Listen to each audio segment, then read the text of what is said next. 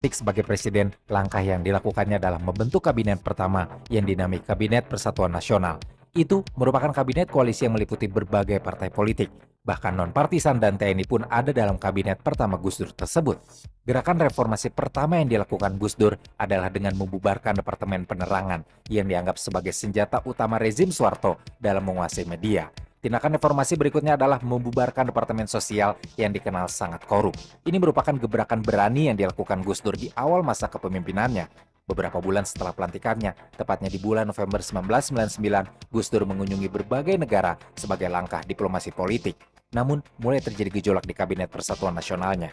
Salah satunya adalah pengunduran diri Menteri Koordinator Bidang Pengentasan Kemiskinan yang diisi oleh Hamzah Has. Pengunduran diri ini diduga karena Gus Dur menuduh beberapa anggota kabinetnya melakukan korupsi selama Gus Dur masih berada di Amerika Serikat. Tapi ada pula dugaan bahwa pengunduran diri Hamzah Has karena dia tidak senang atas pendekatan Gus Dur dengan Israel. Kebijakan dan tindakan Gus Dur selama memimpin memang terbilang penuh kontroversi. Ia menggunakan pendekatan yang sangat unik untuk mengatasi masalah, terutama di negaranya sendiri. Sebut saja misalnya di Aceh, Gus Dur menawarkan opsi referendum bagi Aceh, tapi memberikan batasan yang jelas. Referendum itu tidak ditujukan untuk memisahkan Aceh dari Indonesia, melainkan untuk memberikan hak otonomi yang lebih luas bagi daerah tersebut. Pendekatan ini memang sangat berbeda dengan referendum yang diberikan kepada Timur Timur, yang pada akhirnya memisahkan diri dari Indonesia. Referendum Aceh pun dilakukan dengan perintah Gus Dur untuk mengurangi kehadiran militer di Aceh sebagai upayanya untuk menciptakan suasana yang jauh lebih kondusif dan masalah yang terjadi dapat diselesaikan secara damai.